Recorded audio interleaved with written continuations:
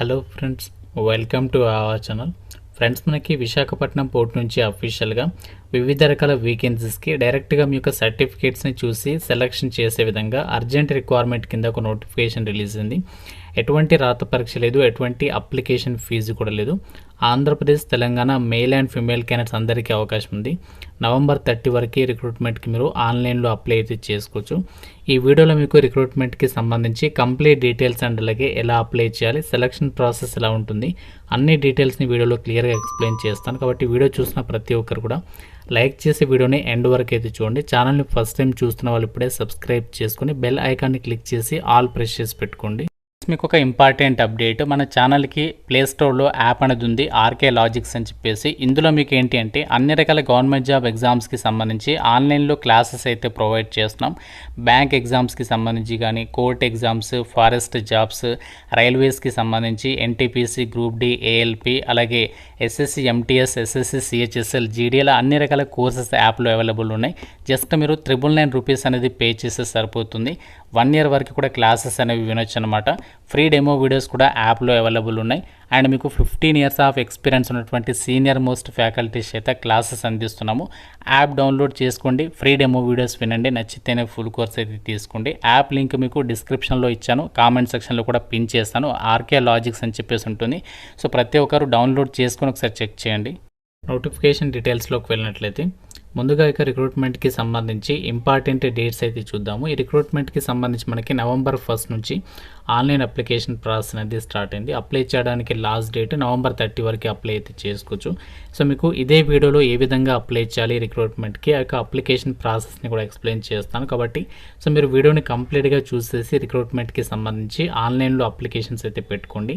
ఈ రిక్రూట్మెంట్కి అప్లై చేయడానికి మీకు ఎటువంటి ఎక్స్పీరియన్స్ అవసరం లేదు, అలాగే మీకు ఎటువంటి ఇక్కడ అప్లికేషన్ ఫీజు కూడా లేదు. కాబట్టి సో ప్రతి ఒక్కరు కూడా ఎవరైతే ఎలిజిబిలిటీ ఉంటుందో వాళ్ళందరూ కూడా రిక్రూట్మెంట్కి అయితే అప్లికేషన్స్ అనేవి పెట్టుకునేటువంటి ప్రయత్నం అయితే చేయండి. వేకెన్సీస్ డీటెయిల్స్ కనుక పరిశీలించినట్లయితే సో ఇందులో మనకి గ్రాడ్యుయేషన్ వాళ్ళకి, అలాగే ఇక్కడ టెక్నీషియన్స్కి సంబంధించి ఇక్కడ వేకెన్సీస్ అనేవి కేటాయించారు. గ్రాడ్యుయేషన్కి సంబంధించి టోటల్గా 27 ఉన్నాయి, టెక్నీషియన్స్కి సంబంధించి 31 ఉన్నాయి.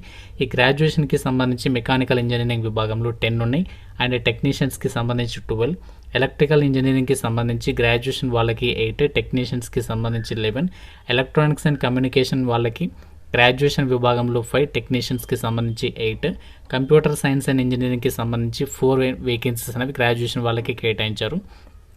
అండ్ ఇప్పుడు ఇక రిలీజ్ అయినటువంటి నోటిఫికేషన్ ఏదైతే ఉందో ఈ నోటిఫికేషన్ మనకి ఎక్కడి నుంచి వచ్చిందంటే గవర్నమెంట్ ఆఫ్ ఇండియా కింద పనిచేస్తున్నటువంటి Visakhapatnam port authority mechanical and electrical engineering department ఏదైతే ఉందో సో వైజాగ్లో ఆ సంస్థ నుంచి అయితే ఈ యొక్క నోటిఫికేషన్ అయితే వచ్చింది. ఈ రిక్రూట్మెంట్కి సంబంధించి మీకు ట్రైనింగ్ అండ్ పోస్టింగ్ వచ్చేసి వైజాగ్ పోర్ట్లోనే పోస్టింగ్ అనేది ఇస్తారు. అండ్ ఈ రిక్రూట్మెంట్కి మీరు కేవలం ఆన్లైన్ అప్లికేషన్ చేస్తే సరిపోతుంది. మీరు ఎక్కడ కూడా పోస్ట్లో పంపాల్సినటువంటి అవసరం లేదు, జస్ట్ మీరు ఆన్లైన్ అప్లికేషన్ చేసేస్తే సరిపోతుంది. సో ఇక రిక్రూట్మెంట్కి సంబంధించి సెలెక్ట్ అయిన వాళ్ళకి ఏదైతే మనకి ట్రైనింగ్ ఇస్తారో ఆ ట్రైనింగ్ పీరియడ్లో కూడా గ్రాడ్యుయేషన్ వాళ్ళకి సంబంధించి ఎవ్రీ మంత్ కూడా మీకు ట్రైనింగ్ పీరియడ్లో 9,000, టెక్నీషియన్స్కి సంబంధించి ఏమో 8,000 రూపీస్ అనేది మీకు పే చేయడం అనేది జరుగుతుంది. అండ్ రిక్రూట్మెంట్కి సంబంధించి అప్లై చేయడానికి మీకు ఉండాల్సినటువంటి ఏజ్ లిమిట్ విషయానికి వచ్చినట్లయితే సో మీకు మినిమం ఏజ్ అనేది 18 years ఆఫ్ ఏజ్ ఉండాలి, మ్యాక్సిమం ఏజ్ ఏమో 24 years వరకు కూడా అప్లికేషన్ చేసుకోవడానికి ఛాన్స్ అనేది కల్పిస్తున్నారు. సో మీకు రిజర్వేషన్ కూడా వర్తిస్తుంది క్యాస్ట్ వరకు. కాబట్టి మీరు ఏ కేటగిరీకి చెందిన వాళ్ళైనా ఈ రిక్రూట్మెంట్కి మీరు అప్లై అయితే చేసుకోవచ్చు అనమాట. ఇక్కడ మనకి క్వాలిఫికేషన్స్ విషయానికి వచ్చినట్లయితే సో మనకి క్వాలిఫికేషన్కి సంబంధించి డీటెయిల్స్ చెప్పే ముందు మీకు ఆల్రెడీ స్టార్టింగ్లోనే చెప్పాను కదా, ఎటువంటి ఎగ్జామినేషన్ లేకుండానే మీకు సెలక్షన్ అనేది జరుగుతుంది అని చెప్పేసి ఇక్కడ మీరు నోటిఫికేషన్లు కూడా చూడొచ్చు.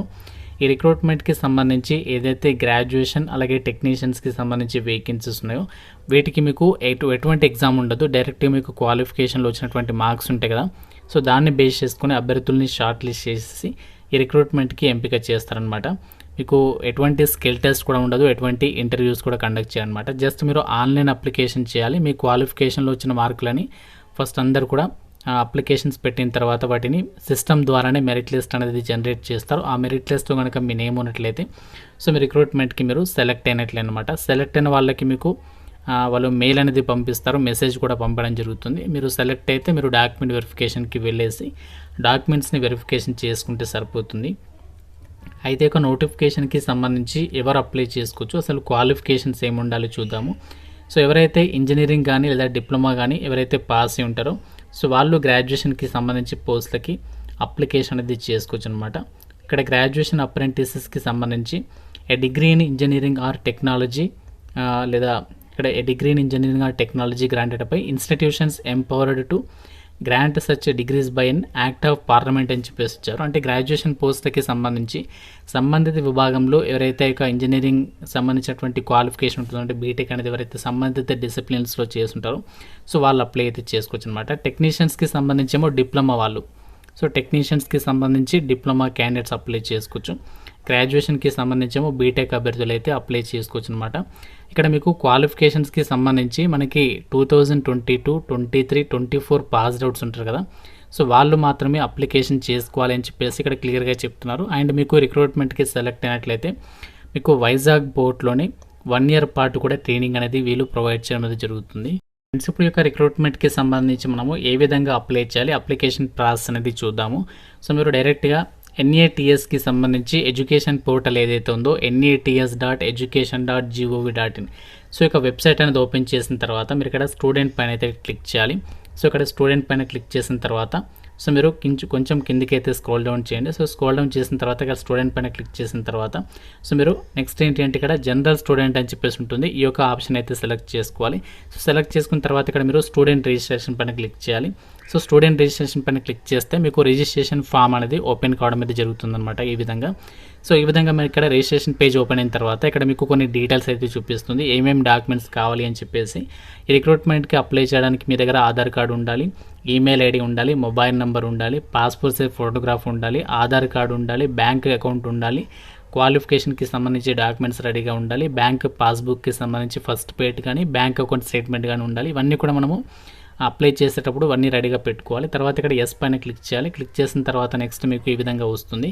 సో మీరు నెక్స్ట్ ఏంటంటే మీ మొబైల్ నెంబర్ ఇచ్చేసి ఈమెయిల్ ఐడి ఇచ్చేసి సెండ్ ఓటీపీ పైన క్లిక్ చేసి ఆ యొక్క ఓటీపీ అనేది వెరిఫై చేసుకున్న తర్వాత మీరు రిజిస్ట్రేషన్ ప్రాసెస్ అనేది కంప్లీట్ చేయాలి. తర్వాత మీరు స్టూడెంట్ పైన క్లిక్ చేసి జనరల్ స్టూడెంట్ పైన క్లిక్ చేసేసి స్టూడెంట్ లాగిన్ పైన క్లిక్ చేసి సో మీరు నెక్స్ట్ లాగిన్ అయిన తర్వాత అప్పుడు మీకు అప్లికేషన్ ఫామ్ వస్తుంది. అందులో మీ డీటెయిల్స్ అన్నీ కూడా ఫిల్ చేసేసి ఆన్లైన్ అప్లికేషన్ చేసేస్తే సరిపోతుందన్నమాట.